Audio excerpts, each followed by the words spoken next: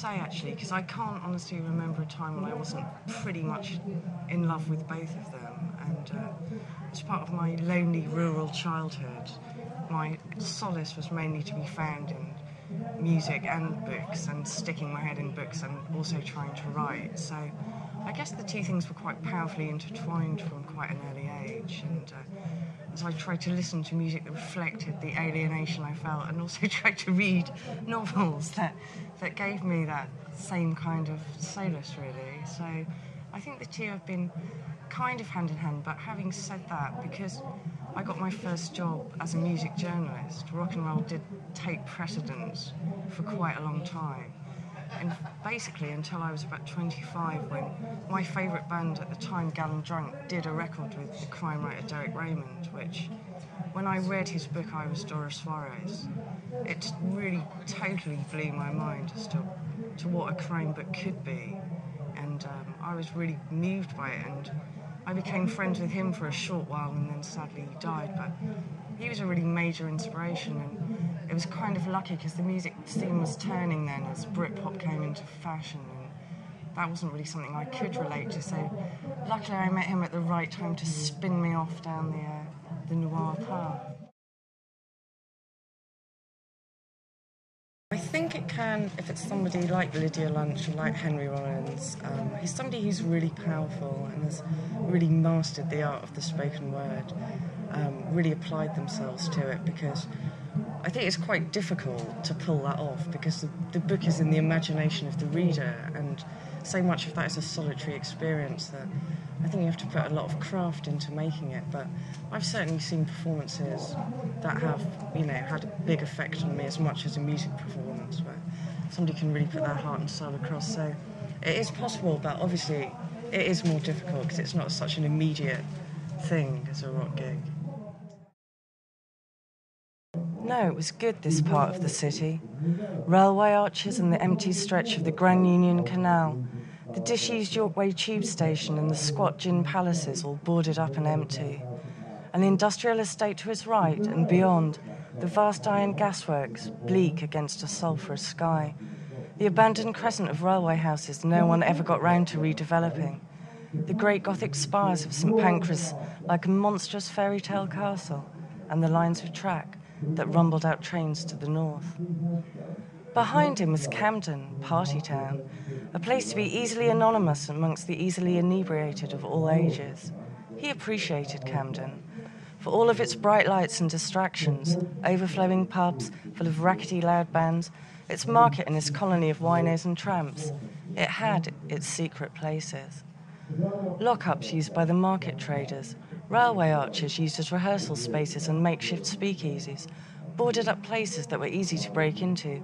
Once you nosed around a bit, you could find them. Underneath, the rattling locomotives constantly hauling commuters here and there. But on the other side, the side he had to navigate now, was King's Cross. He hated King's Cross. It was Sodom, hell on earth. A portal had opened there, spewing out the sick and depraved, the whores and pimps and junkie scum, clawing and clamouring their way out on the filth-clogged streets, shivering and sweating their way around the gaudy strip opposite the station and the carcinogenic ventricles of roads that surrounded it. He could smell its fetid stink as he walked down the long, lonely, slow-motion stretch of York Way. No longer calmed by the nearness of water, images raced and fast-forward through his mind. He didn't know it, but his whistling got faster, his feet slapping harder on the pavement.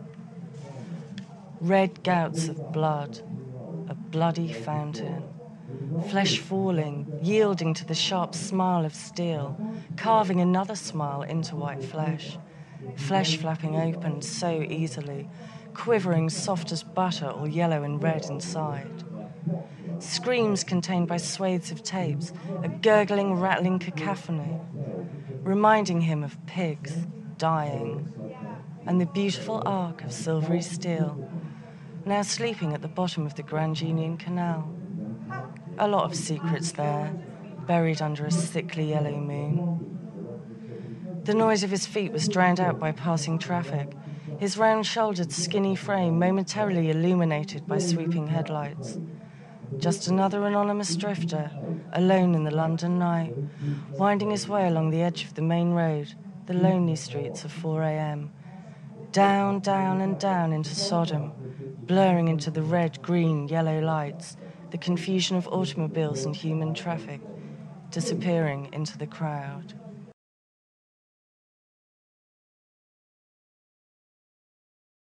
I hope they do. I certainly think that a lot of the bands that I really liked read heavily, and so I was reading that Simon Reynolds book about post-punk recently, and all the bands involved in that were swapping around books with gay abandon and political books and sociology books, and the Marquis de Sade and William Burroughs and people like that I think they were generating a lot of ideas at that time, and that was the time when I was sort of a teenager being aware of music.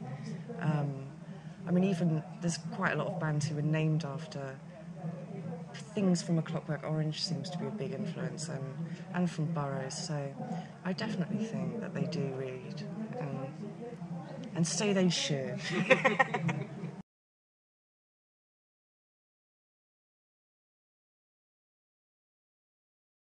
A really good example is Nick Tosh's. He wrote Hellfire about Jerry Lee Lewis, which I think is the greatest rock and roll book ever written. It's like rock and roll that's biblical epic, and he really puts across this attitude to match that of his subject, which is pretty hard to do when that subject is the total and utter king of rock and roll, deviancy. You know, I'd say him. He managed to sum up the internal conflict of Jerry Lee thinking that he really was going to go to hell for playing the piano, but not being able to stop himself. He almost sets it in a Faulkner-esque biblical context. So yeah, he has the chops to match the subject, and his subsequent books on Dean Martin was fantastic as well. But that one in particular, that's a rock and roll writer.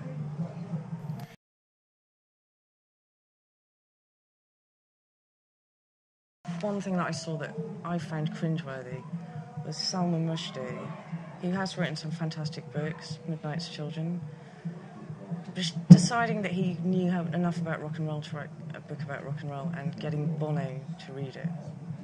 That is anti-everything that I want to see, and just, it is like watching your dad dancing at the school disco or something. It's like, no, please don't do this.